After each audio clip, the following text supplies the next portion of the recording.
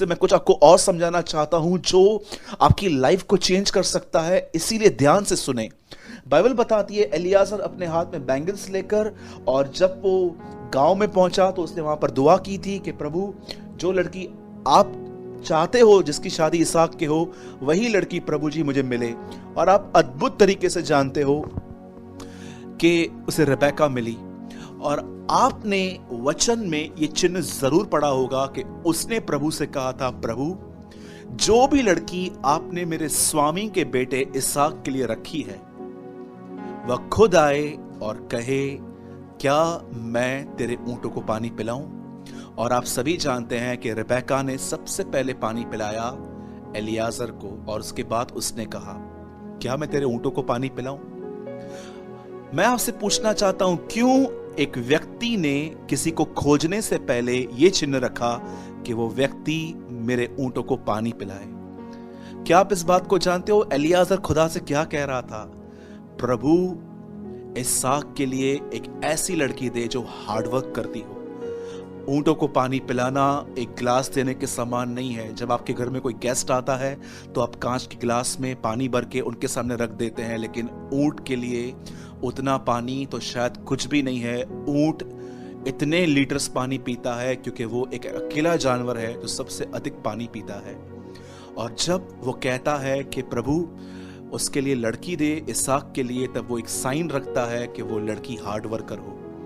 और जानते हो दूसरी चीज जो वो मांगता है, जब वो कहता है कि वो हार्ड वर्क करो, तो वो सेकंड थिंग ये कहता है कि वो मर्सीफुल हो, उसके अंदर दया हो। आज ये दोनों कैरेक्टर बहुत सारे लोगों में से गायब है। न उनके अंदर दया है, न वो हार्ड वर्कर है। आप जानते हैं बाइबल ऐसा बताती है, जब मूसा अपने ससुर की जो बेड़े थी, बकरियां थी, जब वो चरा रहा था, तब ऊपर से आवाज आई, मूसा, हे मूसा। बाइबल बताती है एक समय था जब एलिया अपनी सेवकाई में पूरी तरह से थक गया था, हार चुका था डर की वजह से। तब प्रभु कहता है, जा और एलीशा का अभिषेक कर। आप नोटिस करना, जब वो एलीशा का अभिषेक करने के लिए गया, तब एलीशा वहां पर खेत में काम कर रहा था। जब यीशु मसीह पतरस को चुनता है, तो आप जानते हो पतरस कहां था? उस समय लिखा है कि वो मेहनत करके लौटा था और अपने जालों को सुधार रहा था। तब यीशु उसके पास आके कहता है, मेरे पीछे हो ले। मूसा को अपने काम की जगह से बुलाया गया, एलीशा का अभिषेक उसके काम की जगह पे हुआ।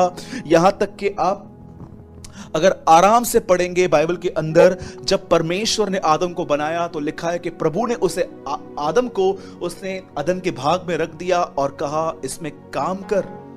क्यों बाइबल ऐसा बताती है? जो ग्रस्त परिश्रम करते हैं, फल का पहला अंश उन्हें मिलता है। मैं आपको बताना चाहता हूं मेरे भाइयों और बहनों, अपने आप से पूछिए, क्या आप इन दिनों में लेजी तो नहीं हो गए हैं घर बैठे बैठे? आप सभी जानते हैं लॉकडाउन है इन दिनों में, हम सब घर में बैठे हैं और हम इन दिनों में ऑर्डर्स दिए गए हैं हमें कि हमें घर में बैठना है। पर कहीं ऐसा तो नहीं है कि परमेश्वर ने जो समय आपको उसके लिए दिया है कि आप उसके साथ समय व्यतीत करें, उस समय को आपने नींद में लगा दिया है? मैं आपको बताना चाहता हूं मेरे भाइयों और बहनों, सुस्ती जो है वो आपकी दोस्त नहीं है, वो आपकी दुश्मन है। यदि आपने उससे दोस्ती की तो मैं आपको बताना चाहता हूं वो आपको स्पिरिचुअली कंगाल कर देगी। आज अपने आप से पूछिए, क्या आप एक ऐसे व्यक्ति तो नहीं है जो सब काम इंटरेस्ट से करते हैं? जब न्यूज़ चलती है तो आपकी आंखें बरोबर उसको देखती हैं, जब आपके सेल फोन के अंदर किसका वीडियो, कोई इमेजेस आती हैं तो आप देखते हो, लेकिन जब आप बाइबल पढ़ना स्टार्ट करते हो आपको नींद आना चालू हो जाती है। जब आप दुआ करते हो तो आप देखते हो कि कुछ हो नहीं रहा है, मुझे कुछ मिल नहीं रहा है, मुझे कुछ फील नहीं हो रहा है, और आप गिव अप करके उठ जाते हो।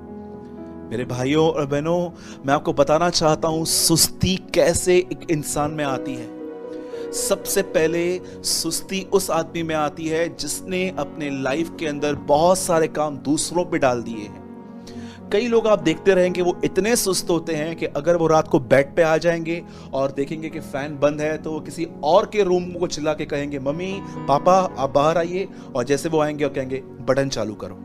क्या ये सही है? जरा पूछिए अपने आप से। मेरे भाइयों और बहनों, सुस्ती का एक कारण होता है अपना काम दूसरों पे डालना, और दूसरा जो रीजन है इंसान के लेजी होने का वो है ओवर ईटिंग। ज़रूरत से ज़्यादा खाना। आज आप देखिए, जब हम घर में बैठे हैं इन दिनों में, हम कितना खा रहे हैं, हम कितना पी रहे हैं। ज़रा अपने आप से पूछिए, कितने दिन आपने इन दिनों में फास्टिंग की है? कितना घंटे आपने वचन को पढ़ने में व्यतीत किया है? मैं आपको अपनी गवाही बताता हूं।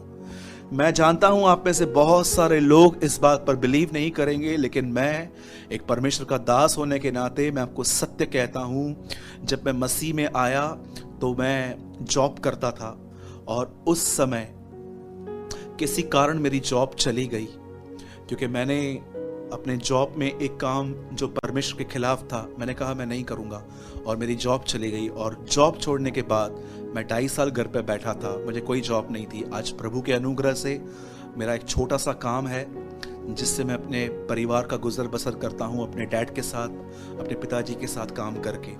पर पहले के दिनों में जब मेरी नौकरी चली गई तो मैं आपको बताना चाहता हूँ, 2.5 साल मैं घर पे बैठा था, और उन 2.5 सालों में मैंने प्रतिदिन 17 घंटे मैंने बाइबल पढ़ी। मैं सुबह से लेकर रात तक बाइबल पढ़ता था। रियल लॉकडाउन तो उन दिनों में था मेरे लिए, जब मैं पूरी तरह से अपने घर में बैठता था, और जब मुझे 2.5 साल तक कुछ काम नहीं था तो मैंने 2.5 साल तक प्रतिदिन 17 घंटे बाइबल पढ़ी। और मैं आपको बताना चाहता हूँ, मैंने अपने लाइफ में उन दिनों में फास्टिंग्स की थी ताकि मैं कलाम मुकद्दस को मैं समझ पाऊँ। और परमेश्वर ने मुझे इस तरह वचन समझाया, जिसने मुझे एक बैकबोन दिया। मुझे परमेश्वर ने सपोर्ट किया वचन से। मुझे परमेश्वर ने अपने सिद्धांत सिखाए कि मुझे किस तरह जीना चाहिए। मैं आज आपसे पूछना चाहता हूँ, कहीं ऐसा तो नहीं है कि इन दिनों में आप सुस्ती के शिकार हैं और आपको सुस्ती ने जकड़ लिया है? कुछ भी काम करने से पहले आपके सामने बाइबल पड़ी रहती है, उठाऊं नहीं उठाऊं, उठाऊं नहीं उठाऊं, आप इन्हीं सवालों में अपने आप से लड़ते रहते हैं। यदि आप ये महसूस करते हैं कि सूरज भाई, हाँ ये वचन मेरे लिए है क्योंकि मैं सुस्त हो चुका हूं, तो आज मैं आपको एक एडवाइस देता हूं। मेरे भाइयों और बहनों, इस समय के बाद फास्टिंग में चले जाइए, उपवास कीजिए। यदि आप देख रहे हो कि फास्टिंग में आपका मन बहुत भटक रहा है, तो चाय ले लीजिए, पानी ले लीजिए, कॉफी ले लीजिए, जूस ले लीजिए, कोई जूस ले लीजिए, ताकि पी के आपका मन न भटके। मैं उस फास्टिंग में बिलीव नहीं करता हूं जिस फास्टिंग के अंदर मेरा मन भटकता रहे। यदि आपका मन भटक रहा है, मैं आपको बताना चाहता हूं, सुबह से लेके रात तक जब आपका मन भटके, आप पानी, कॉफी, चाय ले सकते हैं। और रात को जब आप 8-9 बजे अपने घर में जब हैं, तो 8-9 बजे आप खाना खा लीजिए, और उसके बाद सेकंड डे की तैयारी कीजिए। मेरे भाइयों और बहनों, लेजीनेस से बाहर आने का सबसे बेस्ट वे है फास्टिंग। जब आप फास्टिंग में रहते हैं तो मैं आपको बताना चाहता हूं, प्लीज उन दिनों में टीवी मत देखिए। अगर आप चाहें आप न्यूज कुछ समय देख सकते हैं, या कोई कुछ और जो बहुत इमरजेंसी है उनको देखिए, पर फास्टिंग के अंदर परमेश्वर के साथ समय बिताइए। मैं चाहता हूं आप सब इस वचन को तोड़ें, उपवास, उपवास, उपरवास। जिस दिन आप फास्टिंग करते हैं, एक्चुअली उस दिन आप प्रोक्लेम करते हैं कि आज मैं यहां नहीं हूं, आज मैं वहां हूं। मैं आपको एक सत्य घटना बताता हूं, शायद आप में से बहुत सारे लोग इस बात पे भी बिलीव ना करें, पर ये सच है। आज से बहुत साल पहले परमेश्वर के एक दास ने एक परमेश्वर के दूसरे दास को अपने कलीसिया में बुलाया। 3 दिन की सभा थी। हर सुबह वो परमेश्वर के जन अपने घर से कुछ अच्छा खाना बनवा के उनके रूम में पहुंच जाते थे, पर वो क्या देखते थे, वो व्यक्ति कुछ खाता ही नहीं था। एक दिन उन्हें लगा कि शायद वो घर का खाना ना खाते हो। अगले दिन वो उनके लिए बाहर से एक अच्छी होटल से खाना लेकर गया और सामने रखा। तो उन्होंने कहा, आप रख के चले जाइए, मैं देख लूंगा। उन्होंने वो भी नहीं खाया। उसके बाद शायद लगा कि इनको सी फूड पसंद होगा, तब उन्होंने तीसरे दिन उनके लिए सी फूड लेकर आए, और तीसरे दिन भी उन्होंने कुछ नहीं खाया। उन्हें बड़ा अजीब लग रहा था कि ये आदमी मेरे यहाँ पर मेहमान होके आया है मेरे कलीसिया में और कुछ खाता नहीं है। तब उन्होंने उनके असिस्टेंट से, उनके एक सहकर्मी से पूछा, क्या बात है, ये कुछ खाते क्यों नहीं है? तब उनके असिस्टेंट ने उनको एक उत्तर दिया जिसने मुझे सच में इस वचन का अर्थ समझाया कि मनुष्य रोटी से नहीं परंतु परमेश्वर के मुंह से निकले गए वचन से जीवित रहते हैं। उनके असिस्टेंट ने उनको कहा, भाई साहब ये यहाँ पर होंगे तो खाना खाएंगे ना, ये सारा दिन रहते ही उसकी उपस्थिति में है। कई बार उनका शरीर पृथ्वी पर रहता है पर उनकी आत्मा प्रभु के साथ स्वर्ग में होती है। जैसे यूहन्ना कहता है, मैं प्रभु के दिन आत्मा में आ गया। क्या आप बिलीव कर सकते हैं, कोई समय था कि परमेश्वर का एक ऐसा व्यक्ति भी, मैं उनका नाम नहीं जानता हूं वो कौन है, पर मैंने कहां पर उनके लिए पढ़ा है। क्या आप बिलीव कर सकते हैं, खुदा के कुछ ऐसे भी लोग हैं यहाँ पर जो आपको दिखता है कि वो यहाँ है लेकिन वो यहाँ नहीं रहते, वो रहते ही फास्टिंग्स में है।